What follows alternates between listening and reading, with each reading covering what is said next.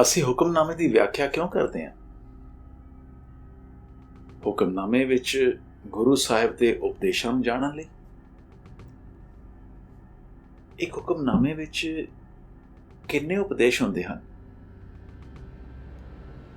ਕੀ ਇਹ ਜਾਣਿਆ ਜਾ ਸਕਦਾ ਹੈ ਕਿ ਹੁਕਮਨਾਮੇ ਵਿੱਚ ਉਪਦੇਸ਼ ਕਿੰਨੇ ਹੁੰਦੇ ਹਨ? ਇਹ ਜਾਣਿਆ ਜਾ ਸਕਦਾ ਹੈ।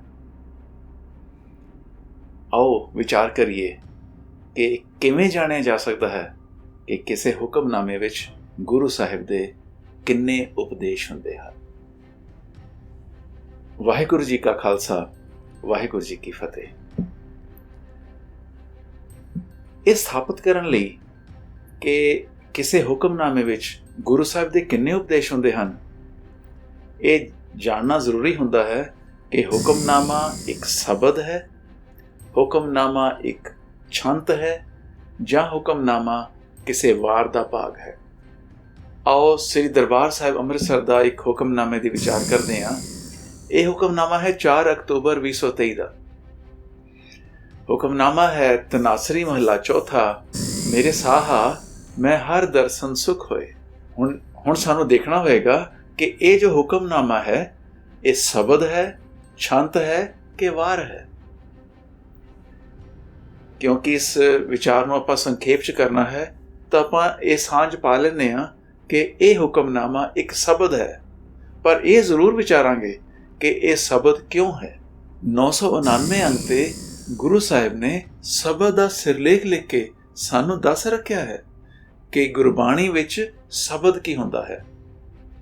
ਸ਼ਬਦ ਦੇ ਸਿਰਲੇਖ ਤਹਿਤ ਇੱਕ ਪਦਾ ਹੈ, ਇੱਕ ਰਹਾਉ ਦਾ ਪਦਾ ਵੀ ਹੈ, ਫਿਰ ਦੂਜਾ ਪਦਾ ਹੈ, ਫਿਰ ਤੀਜਾ ਪਦਾ ਹੈ, ਫਿਰ ਚੌਥਾ ਪਦਾ ਹੈ, ਤੇ ਸਾਰੇ ਸ਼ਬਦ ਤੋਂ ਬਾਅਦ ਫਿਰ ਏਕਾ ਹੈ। ਇਹ ਏਕਾ ਦਰਸਾਉਂਦਾ ਹੈ ਕਿ ਇੱਥੇ ਤੱਕ ਸਿਰਲੇਖ ਤੋਂ ਲੈ ਕੇ ਇੱਥੇ ਤੱਕ ਇਹ ਸਾਰਾ ਸ਼ਬਦ ਹੈ। ਇਉਂ ਸ਼ਬਦ ਗੁਰਬਾਣੀ ਵਿੱਚ ਪਦਾਂ ਦਾ ਸਮੂਹ ਹੁੰਦਾ ਹੈ। ਇਸ ਦੇ ਉਲਟ ਹਿੰਦੀ, ਪੰਜਾਬੀ, ਸੰਸਕ੍ਰਿਤ ਵਿੱਚ ਸ਼ਬਦ ਅੱਖਰਾਂ ਦਾ ਸਮੂਹ ਹੁੰਦਾ ਹੈ। ਇਸ ਕਰਕੇ ਸ਼ਬਦ ਹੋਰ ਹੁੰਦਾ ਹੈ, ਸ਼ਬਦ ਹੋਰ ਹੁੰਦਾ ਹੈ। ਹੁਣ ਅਸੀਂ ਆਪਣੇ ਹੁਕਮਨਾਮੇ ਵੱਲ ਦੇਖਦੇ ਹਾਂ। ਇਹ ਸ਼ਬਦ ਕਿਵੇਂ ਹੈ? ਇਸ ਤਨਾਸਰੀ ਮਹੱਲਾ ਚੌਥਾ ਦੇ ਹੇਠ ਰਹਾਉ ਦਾ ਪਦਾ ਹੈ, ਫਿਰ ਇੱਕ ਪਦਾ ਹੋਰ ਹੈ, ਫਿਰ ਦੂਜਾ ਪਦਾ ਹੈ, ਫਿਰ ਤੀਜਾ ਪਦਾ ਹੈ, ਫਿਰ ਚੌਥਾ ਪਦਾ ਹੈ, ਤੇ ਸਾਰੇ ਪਦਾਂ ਤੋਂ ਬਾਅਦ ਫਿਰ ਅੰਕ ਹੈ। ਇਹ ਅੰਕ ਦਰਸਾਉਂਦਾ ਹੈ ਕਿ ਇਹ ਸ਼ਬਦ ਕਿਨਵਾ ਹੈ। ਤਾਂ ਇਉਂ ਸਾਡੇ ਪਾਸ ਉਹੀ ਆਕਾਰ ਆ ਜਾਂਦਾ ਹੈ। ਤਾਂ ਇਹ ਜੋ ਹੁਕਮਨਾਮਾ ਹੈ ਇਹ ਗੁਰਬਾਣੀ ਦਾ ਇੱਕ ਸ਼ਬਦ ਹੈ। ਹੁਣ ਜਦੋਂ ਇਹ ਪਤਾ ਲੱਗ ਗਿਆ ਹੈ ਕਿ ਹੁਕਮਨਾਮਾ ਸ਼ਬਦ ਹੈ ਤੇ ਸ਼ਬਦ ਵਿੱਚ ਉਪਦੇਸ਼ ਕਿੰਨੇ ਹਨ, ਇਸ ਨੂੰ ਜਾਣਨ ਲਈ ਸਾਡੇ ਕੋਲ 5 ਪੜਾਅ ਹਨ। ਪਹਿਲੇ ਪੜਾਅ ਵਿੱਚ ਅਸੀਂ ਦੇਖਾਂਗੇ ਕਿ ਸ਼ਬਦ ਦੇ ਸਿਰਲੇਖ ਵਿੱਚ ਘਰ ਦਾ ਸਿਰਲੇਖ ਹੀ ਸੁਭਾਇਮਾਨ ਹੁੰਦਾ ਹੈ। ਜੇ ਤਾਂ ਸ਼ਬਦ ਦੇ ਸਿਰਲੇਖ ਵਿੱਚ ਹੀ ਘਰ ਸੁਭਾਇਮਾਨ ਹੋਏ ਤਾਂ ਉਸ ਦੇ ਨਾਲ ਸੰਖੇਪ ਮੰਗਲਾਚਰਨ ਵੀ ਹੋਏਗਾ, ਔਰ ਇਹ ਵਾਲਾ ਸ਼ਬਦ ਸ਼ਬਦਾਂ ਦੀ ਗਿਣਤੀ ਵਿੱਚ ਸਭ ਤੋਂ ਪਹਿਲੇ ਨੰਬਰ ਤੇ ਹੋਏਗਾ। ਆਓ ਦੇਖਦੇ ਹਾਂ ਕਿ ਜੋ ਸਾਡਾ ਹੁਕਮਨਾਮਾ ਹੈ ਇਸ ਦੇ ਸਿਰਲੇਖ ਵਿੱਚ ਤਾਂ ਘਰ ਸੁਭਾਇਮਾਨ ਹੈ ਹੀ ਨਹੀਂ ਹੈ। ਜੇਕਰ ਸ਼ਬਦ ਦੇ ਸਿਰਲੇਖ ਵਿੱਚ ਘਰ ਦਾ ਪ੍ਰਕਾਰ ਸੁਭਾਇਮਾਨ ਨਾ ਹੋਏ ਤਾਂ ਫਿਰ ਕੀ ਕਰਨਾ ਚਾਹੀਦਾ ਹੈ? ਤਾਂ ਫਿਰ ਸਾਡੇ ਕੋਲ ਦੂਜਾ ਪੜਾਅ ਹੈ। ਦੂਜੇ ਪੜਾਅ ਵਿੱਚ ਅਸੀਂ ਇਸ ਸ਼ਬਦ ਦੀ ਗਿਣਤੀ ਨੂੰ ਦੇਖਾਂਗੇ। ਸ਼ਬਦ ਦੀ ਗਿਣਤੀ ਕਿੱਥੇ ਹੁੰਦੀ ਹੈ? ਸ਼ਬਦ ਦੇ ਆਖਰੀ ਪਦੇ ਤੋਂ ਬਾਅਦ ਸ਼ਬਦ ਦੀ ਗਿਣਤੀ ਦਰਜ ਹੁੰਦੀ ਹੈ। ਸਾਡਾ ਜੋ ਹੁਕਮਨਾਮਾ ਹੈ ਇਸ ਦੀ ਗਿਣਤੀ ਦੇਖੀਏ। ਇਸ ਦੀ ਗਿਣਤੀ 'ਚ ਲਿਖਿਆ ਹੋਇਆ ਹੈ 4, 7, 13। ਇਹ ਜੋ 4 ਹੈ ਇਹ 4 ਪ੍ਰਤੀਕ ਹੈ ਕਿ ਚੌਥਾ ਪਦਾ, ਕਿਉਂਕਿ ਸ਼ਬਦ ਦੇ ਅੰਤ ਵਿੱਚ ਇਹ ਗਿਣਤੀ ਆਉਂਦੀ ਹੈ ਤੇ ਸ਼ਬਦ ਦੇ ਅੰਤ ਵਿੱਚ ਆਖਰੀ ਪਦੇ ਦੀ ਗਿਣਤੀ ਵੀ ਨਾਲ ਆ ਗਈ ਹੈ। ਇਹ 4 ਅੰਕ ਆਖਰੀ ਪਦੇ ਦਾ ਪ੍ਰਤੀਕ ਹੈ ਵੀ ਇਹ ਸ਼ਬਦ 4 ਪਦਾਂ ਦਾ ਹੈ। ਇਸ ਤੋਂ ਬਾਅਦ ਜਿਹੜਾ ਅਗਲਾ ਅੰਕ ਹੈ ਇਹ ਬੜਾ ਮਹੱਤਵਪੂਰਨ ਹੈ, 7 ਅੰਕ। 7 ਅੰਕ ਦਰਸਾਉਂਦਾ ਹੈ ਕਿ ਇਹ ਜੋ ਸ਼ਬਦਾਂ ਦਾ ਸਮੂਹ ਹੈ ਇਸ ਸਮੂਹ ਵਿੱਚ ਇਹ 7ਵਾਂ ਸ਼ਬਦ ਹੈ। ਇਸ ਸ਼ਬਦ ਦੇ ਸਮੂਹ ਦਾ ਕੀ ਭਾਵ ਹੈ? शब्द का समूह दर्शाता है कि सारे शब्दों विच उपदेशां नूं समझण दा ढंग इक्को है। तीसरा जो अंक इस गिणती विच है वह है 13। 13 दर्शाता है कि तनासरी राग दे अध्याय विच महले चौथे दा ये 13वां शब्द है। दूजे पड़ाव तक साडे कोल हुक्मनामे बारे 2 महत्वपूर्ण जानकारियां पुज गईयां हन। पहली जानकारी ये है कि हुक्मनामा शब्द है। दूजी जानकारी ये है कि ये शब्द अपने शब्दों के समूह विच 7वें नंबर ते है। तीजे पड़ाव विच असी 7वें तो पहले शब्द तक अपड़ना है। जिवें साडा विचकारला अंक 7 है, इवें असी विचकारला अंक 6, 5, 4, 3, 2 तो बाद औड़क 1 नंबर ते आना है। 1 नंबर इस सारे समूह का पहला शब्द है और पहले शब्द के सिरलेख विच सानू ओ घर दा प्रकार मिलेगा जिहड़ा प्रकार सानू दसेगा कि साडा हुक्मनामे वाले शब्द दे विच उपदेश किस ढंग नाल समझने हन। पहले शब्द का सिरलेख की है? तनासरी महला चौथा घर 5वां। ये जो घर 5वां है, इस घर 5वें तो सानू अपने हुक्मनामे वाले शब्द जिहड़ा कि इस समूह का 7वां शब्द है उस दे घर का निर्धारण हो गया है। हुण असी इस नाल अपड़दे हां चौथे पड़ाव च। चौथे पड़ाव विच साडे कोल हुक्मनामे बारे 3 महत्वपूर्ण जानकारियां आ गईयां हन। पहली जानकारी कि साडा हुक्मनामा शब्द है। दूजी जानकारी ये साडा हुक्मनामा शब्दां दे समूह विच 7वें नंबर ते है। तीजी जानकारी साडे शब्द दे उपदेशां नूं समझण दा ढंग घर 5वां है। ते असीं हुणे देखना है कि घर 5वें विच उपदेशां नूं किवें समझीदा है। ये जो घर इन गुरबाणी YouTube चैनल है, इस विच वख-वख घर दे प्रकारां दीयां वीडियो चर्चा दर्ज कीतियां होईयां हन। जेकर वो तुसी नहीं वाची तां वो तुसी जरूर वाच लेना। इस वीडियो के डिस्क्रिप्शन विच घर 5वें दी वीडियो का लिंक भी दर्ज किया होया है। आओ संखेप विच इत्थे भी विचारदे हां कि घर 5वें दे उपदेश नूं किवें समझीदा हुंदा है। घर 5वें दे हर उपदेश दे 5 भाग जां 5 घर हुंदे हन। ये 5 घर इक्को पदे विच हुंदे हन। इउं हर पदे विच 5 भागां वाला एक उपदेश हुंदा है। इउं जिन्ने पदे होणगे उन्ने उपदेश सानू घर 5वें विच प्राप्त होणगे। हुण असीं अपड़दे हां 5वें पड़ाव ते 5वें पड़ाव ते सानू पता लगदा है कि इस हुक्मनामे विच किन्ने उपदेश हन। उपदेशां दी गिणती संबंधित है घर दे प्रकार दे नाल अते पदां दी गिणती दे नाल। सानू इउं पता है कि 4 पदे हन, तो 4 उपदेश तां यही ने जिहड़े इन्हां 4 पदां विच हन। हुक्मनामे दा पहला उपदेश शब्द दा पहला पदा है। ये जो उपदेश है ये 2 तुकां वाला है, तो इसनों गुरबाणी दी भाषा विच दुत्तुके पदा कहांगे। ये दुत्तुके पदा है, भाव इस पदे विच तुकां ते 2 होणगियां, पर इन्हां दोहां तुकां विच उपदेश 5 भागां भाव 5 घरां दे नाल संपूर्ण होएगा। ये जो 5 घर की हन, हर घर एक कोई मुकम्मल बात सानू दस रहा है। उपदेश दा भाग है पर भाग अपने आप विच एक मुकम्मल गल दस रहा है। इहो जिहियां 5 गल्लां, 5 बातां, 5 भाग, 5 घर जुड़नगे ते एक उपदेश पूरा होएगा। आओ इस उपदेश की पहली बात समझते हैं। पहली बात है साचा साहिब। तो ये कोई फर्जी साहिब नहीं है, ये सचमुच ये है साचा साहिब। तो इससे एक मुकम्मल बात है, पर ये एक भाग है, गल हाले चल रही है। सच तो मेरे साहा, ये मेरे पातशाह तो कायम दायम है। ये दूसरी बात है, ते हाले गल हाले भी उपदेश चल रहा है। पहली तुक विच ही तीसरा घर है, तेरा किया सच सब होए। जो कुछ भी तो कीता होया उस विच कोई उकाई नहीं है, ये अपने आप विच मुकम्मल बात है। पर ये ਵੱਡੇ ਉਸ ਘਰ ਪੰਜਵੇਂ ਦੇ ਉਪਦੇਸ਼ ਦਾ ਇੱਕ ਹਿੱਸਾ ਵੀ ਹੈ।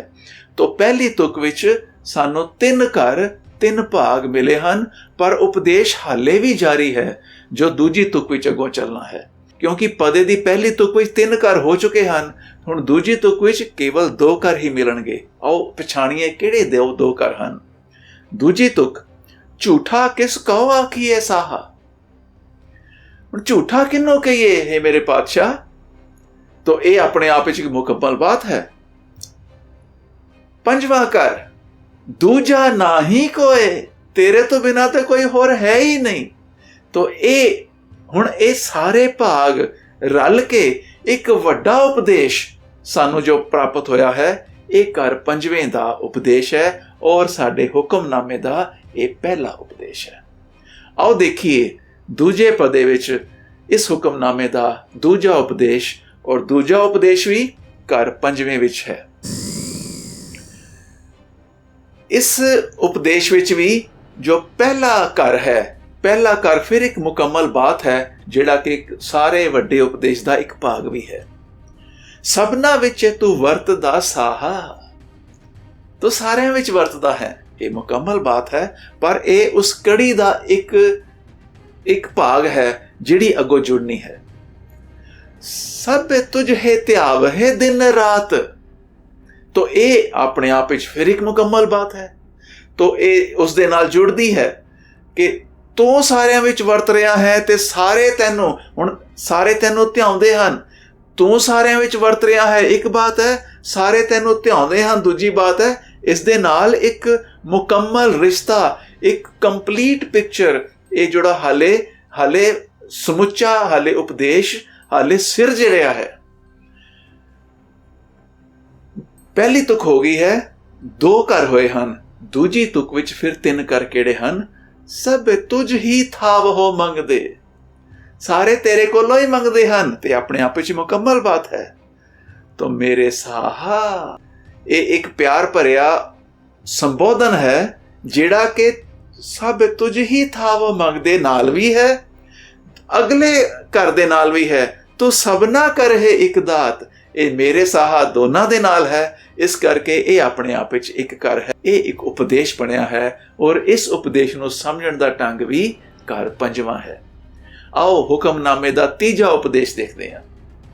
तीजा उपदेश है, सबको तुझ ही विच है, हर कोई तेरे विच ही लीन है। ये अपने आप विच मुकम्मल बात है। पर ये जो सारा उपदेश जिवें सिरज रहा है, उसका हाले पहला भाग ही है। मेरे साहा तुझ ते बाहर कोई ना है, ये मेरे पातशाह तेरे तो बाहर कोई नहीं है। ये दूसरा मुकम्मल दूजी मुकम्मल बात है। तो इस दे नाल पहली तुक समाप्त हुई है, हाले केवल 2 घर आए हैं। अगों असी दूजी तुक विच 3 घर केड़े हैं उन्हां दी पछाण करते हैं। सब जी तेरे, सारे जी तेरे हैं, ये अपने आप विच मुकम्मल बात है। तू सबसदा, ये भी मुकम्मल बात है। तो इस करके इत्थे तक 2 घर हो चुके हैं।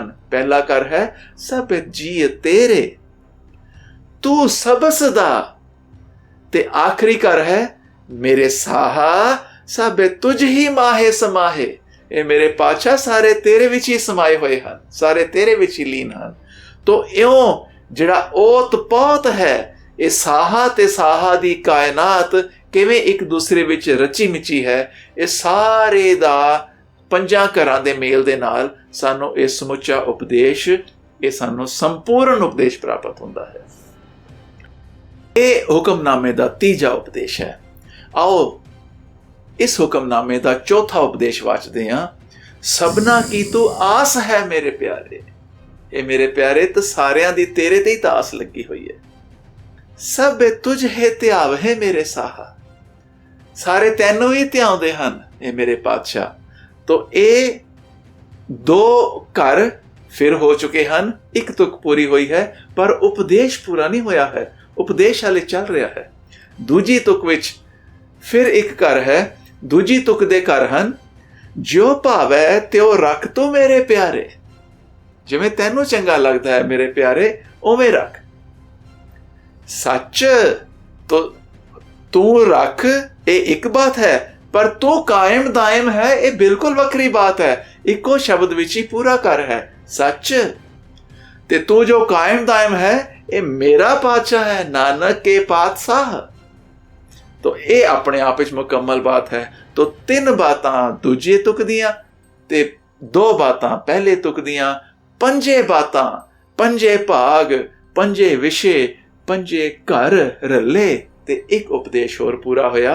इउं सानू 4 पदां विच 4 उपदेश मिले हन। पर इस शब्द विच रहाव दा पदा भी है। शब्द विच रहाव दा पदा क्यों हुंदा है ते कदों हुंदा है? शब्द विच रहाव दा पदा उदों हुंदा है जदों सारे पदां विच उपदेशां नूं समझण दा ढंग इक्को ही ना होए, कोई होर ढंग भी होए, उदों रहाव दा पदा हुंदा है। ते पातशाह साडी उंगल फड़ के दसदे ने कि बच्चिओ इत्थे कोई जिहड़ी बात है, इत्थों दा जिहड़ा तुहानूं उपदेश दे रहा हां, ਇਹ उपदेश इस नूं समझण दा ढंग ਉਹ नहीं है जिस नाल बाकी चारे समझे ਹਨ। इस नूं समझण दा ढंग उन्हां सारे उपदेशां तों भिन्न है, उन्हां सारे उपदेशां तों वखरा है, उन्हां सारे उपदेशां तों ਰਿਹਾ ਹੋਇਆ है। मैं इत्थे लिख देना हाँ ये पदा रहाव दा पदा है।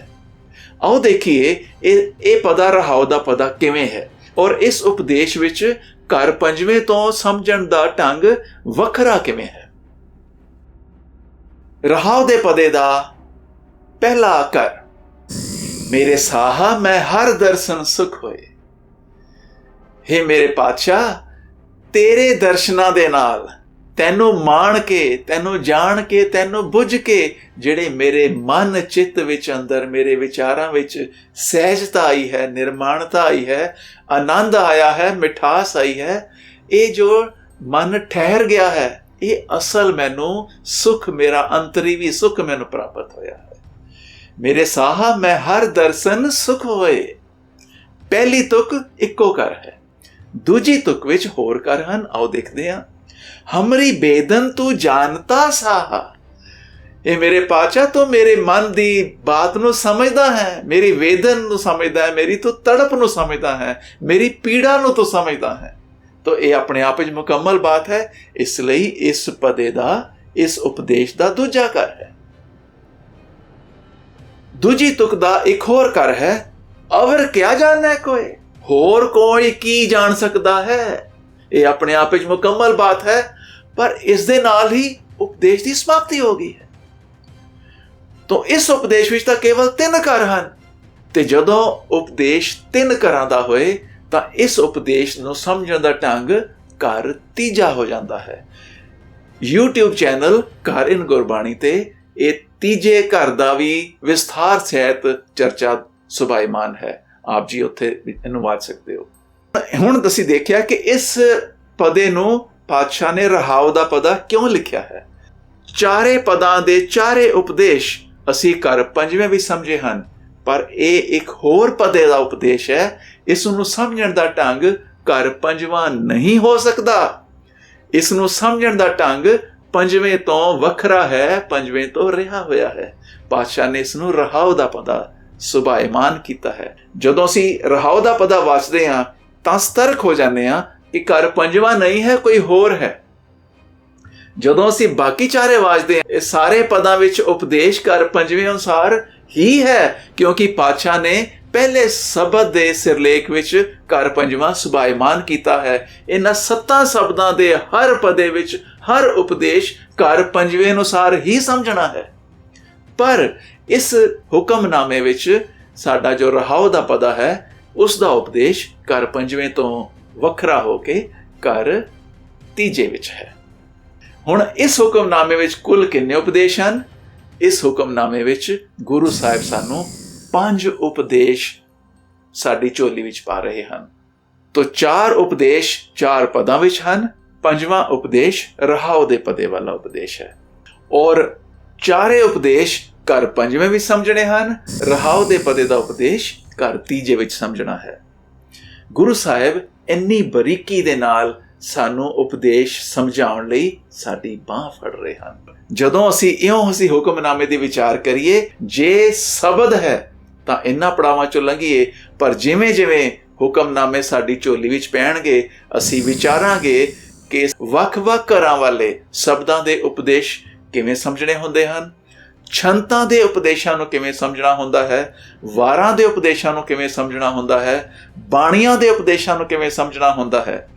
ਅੰਤ ਵਿੱਚ ਦੁਨੀਆ ਭਰ ਦੇ ਸਮੂਹ ਗੁਰਦੁਆਰਾ ਸਾਹਿਬਾਨਾਂ ਦੇ ਸਤਿਕਾਰਯੋਗ ਗ੍ਰੰਥੀ ਸਿੰਘਾਂ, ਸਤਿਕਾਰਯੋਗ ਕਥਾਕਾਰਾਂ, ਸਤਿਕਾਰਯੋਗ ਵਿਆਖਿਆਕਾਰਾਂ ਦੇ ਚਰਨਾਂ ਵਿੱਚ ਸਨਿਮਰ ਬਿਨੈ ਹੈ ਕਿ ਗੁਰੂ ਸਾਹਿਬ ਦੇ ਨਿਰਦੇਸ਼ ਅਨੁਸਾਰ ਔਰ ਗੁਰੂ ਸਾਹਿਬ ਦੀ ਉਪਦੇਸ਼ਾਂ ਦੀ ਮੌਲਿਕਤਾ ਨੂੰ ਇੱਕ ਸਾਰਤਾ ਦੇ ਨਾਲ ਬੁੱਝ ਕੇ ਸੰਗਤਾਂ ਦੇ ਨਾਲ ਅਸੀਂ ਸਾਂਝ ਪਾਈਏ ਤੇ ਗੁਰੂ ਦੀਆਂ ਖੁਸ਼ੀਆਂ ਪ੍ਰਾਪਤ ਕਰੀਏ। ਭੁੱਲਾਂ ਚੁੱਕਾਂ ਦੀ ਖਿਮਾ, ਬਲਾਓ ਫਤਿਹ। ਵਾਹਿਗੁਰੂ ਜੀ ਕਾ ਖਾਲਸਾ, ਵਾਹਿਗੁਰੂ ਜੀ ਕੀ ਫਤਿਹ।